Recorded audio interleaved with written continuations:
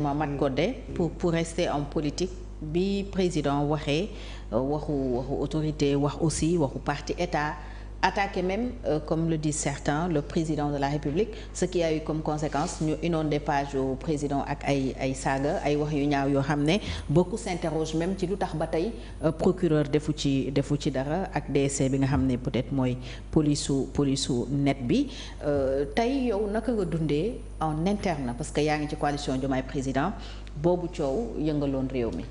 Sincèrement depuis bi problème bi amee c'est la première fois ma accepté sax. ñëw invitation te yow yaa tax. Je suis très gêné. Merci pour l'honneur. Oui, mais nous sommes tous très gênés et très inquiets.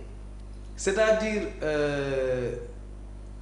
on peut comprendre faire face à des difficultés économiques mais on peut pas accepter d'avoir une crise au sommet. Institutionnelle. On peut pas. Ouais. Le Sénégal attanu ko. Et heureusement je pense que la sagesse a prévalu. D'abord le président ci discours am wane na tey. wane na sagesse.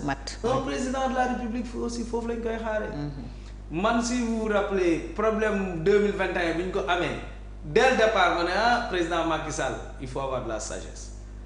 Il fallait pas dem ci rond-point Mermoz bi di reyante foofu non il pouvait nous éviter tout ce qu'on a vécu en 2021 ba 2024 s'il avait le minimum de sagesse.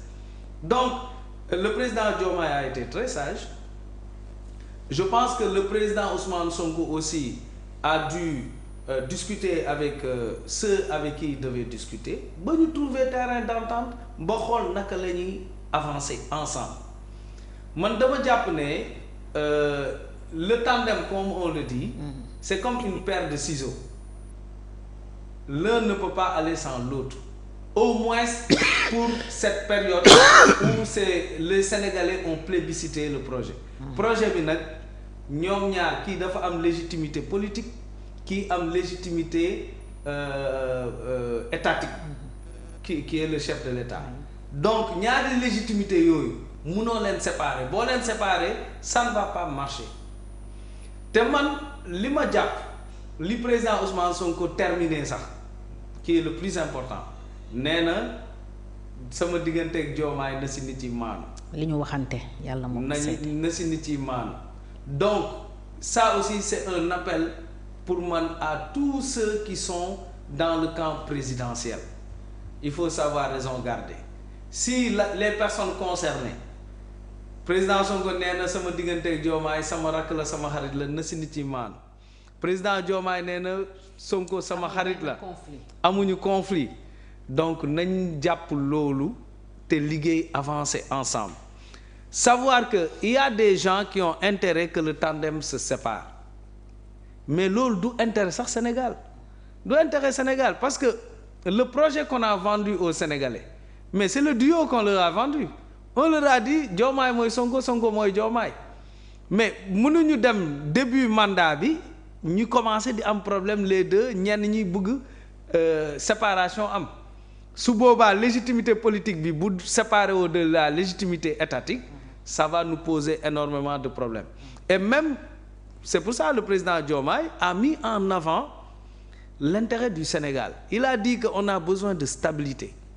Parce que sans stabilité amul kenn kuy jël sa alal nga am possibilité dem Ghana wala dem Côte d'Ivoire attention ñun Sénégal dañoo foog ne même notre position géographique là bi ñuy wax on a une des meilleures positions géographiques mais on a la même position que beaucoup de pays africains yi nekk ci côte bi beaucoup de pays africains on a la même position te ñenn ñi seen économie moo gën suñu bos. Lagos ñoo ñu gën la économique Côte d'Ivoire ñoo ñu gën na le Ghana ils sont sur une très bonne voilà donc on a besoin de stabilité on a besoin que les gens nag se concentrent sur.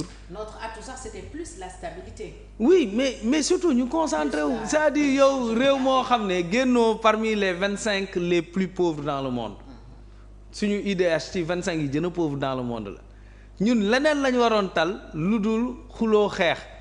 Comme on s'est débarrassé de celui qui voulait durer au pouvoir, qui voulait changer notre destin politique. li ci topp vraiment gisatuma beneen combat politique bu am sens. Il y a que le combat du développement de l'économie premier ministre waxoon na ko Sénégal mu problème politique problème économie la ñu am et pourtant c'est le même problème qu'on a depuis les indépendances. mais Barki de mu ne problème autoritaire rek la ñu am. waaw bon loolu. ça a été nos déclarations pour dire que problème bi gën a mag justice la et justement dañuy taxaw foofu parce que le thème par exemple de cette émission mooy Pastef au pouvoir espoir trahi ou promesse en marche bokk na ci li ñu promettroon une justice indépendante bokk na ci li ñu promettroon les droits et les libertés respectées ci ñaari ponk yooyu suñu delloo ci la dernière déclaration du premier ministre dafa mel ni dañ ci bëgg a génn donc c'est une promesse peut-être bu ñuy waaj a trahir parce que ci biir waxam nee na président suñ ko waxalee dara lu ko neexul day joxe instruction ñu lijjanti ko ça laisse croire que donc le président dafay instrumentaliser justice mu ne su dee moom Ousmane Sonko on laisse passer donc moom li mu bëgg xëy na mooy président dugal loxoom parce que le problème mooy le rabat d'arrêt moo njëkk a indi d'ailleurs coow ba mu def déclaration est-ce que sur ce point là mooy la justice yéen a ngi ci li ngeen diggee woon ba tey. waaw xam nga nit buy wax rek da ngay xool ban casquette lay waxee président Ousmane Sonko c'est un leader politique. C'est un leader politique te projet bi on peut dire que moom moo ko porté et donc ci njabootam moo bëri ñi nga xam ne événement yi bu mu amee dañ ci ñàkklee wala dañ leen ci tooñ il a un devoir moral vis-à-vis de ses militants et du peuple sénégalais à qui il a promis une justice il a le devoir moral de réclamer que la justice soit faite. Le président Diomaye, si vous vous rappelez, sur le même sujet, avait dit que le peuple a le droit de mettre la pression sur la justice. Parce que la justice, elle est faite au nom du peuple. Moi, je fais partie des gens qui ont toujours pensé que dans un pays normal, munoo am 80 xale yi la plupart amuñ sax 20 ans yu dee mais on est en 2025 ans.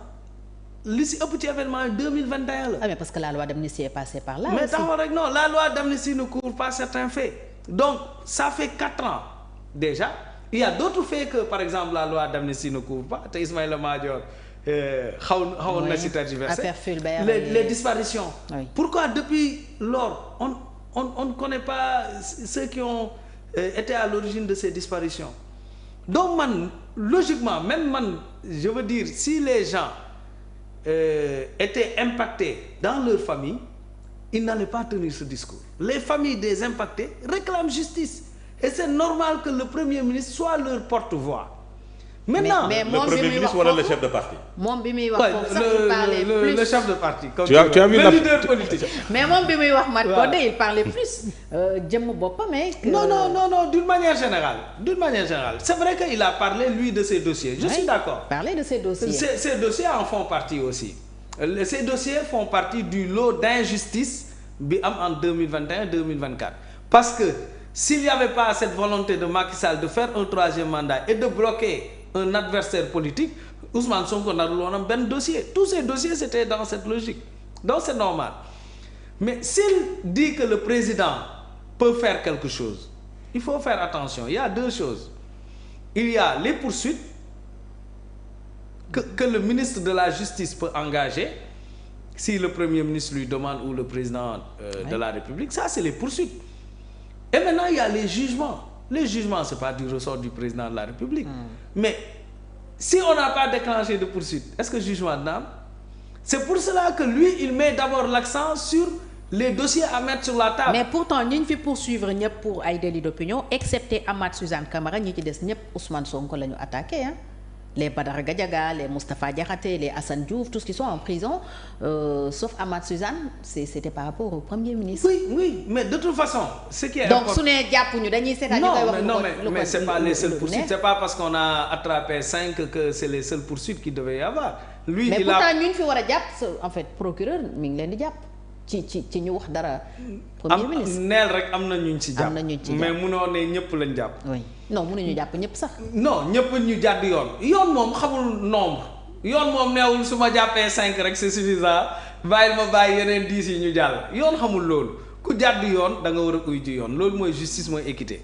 Deuxièmement, lui quand il parle de poursuite waxul juste sur les affaires qui concernent les insultes il parle aussi des affaires de détournement de fonds et cetera. Et effectivement moi tu sais souvent premier ministre li nit yi di xalaat di wax ci suuf moom la loolu lay wax ci kaw.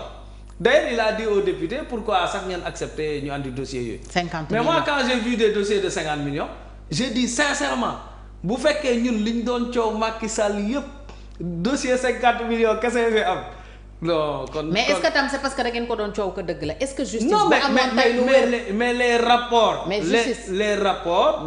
ont pointé des faits graves yoo xam ne ça porte sur des milliards. mais on peut pas nous contre amener... des gens qui sont toujours libres. mais oui. ok mais oui. rapport Cour des comptes bi on l'a pas totalement épuisé ah. ci responsabilité yi ak yeneen rapport ak yeneen audit yu feeñal leneen. oui nee na sax bañ naree jàpp ñenn ñi dañ ne dañuy dialoguer attendons d'abord que le dialogue. de toute façon moom bu ko waxee avec son niveau d'information je pense que ça doit être vrai. surtout que impression ñun ñu nekk un peu loin. ça nous donne cette impression. mais sur la justice jàpp ngeen ne yéen a ngi ba tey ci seen promesse. di ci dox non ñu ngi ci léegi bon. parce que moi aussi je veux être juste. Okay. Être juste aussi c'est être juste envers le président de la République. oui man je pense que le président de la République il a. C'est vrai le souci de rendre justice. Mais il a aussi le souci de laisser la justice faire son travail. De libérer la justice. Pour reprendre ses et donc peut-être ce souci de libérer la justice moo tax on n'a pas encore instruit certains dossiers. Et qui font que de l'autre côté on pense que affaire bi gaaw donc des deux côtés on a besoin de cet équilibre aussi soxlawuñu yàkkamti trop ba tooñ ku deful dara. mais soxla nañu aussi dossiers yi nga xam ne pare na ñu jébbal ko justice mu def yoon. pourtant am na ñu yóbbu pour de supposé détournement xanaa dafa doyul rek wala ñu jàpp ne am na ñeneen ñu war a jàpp Adama.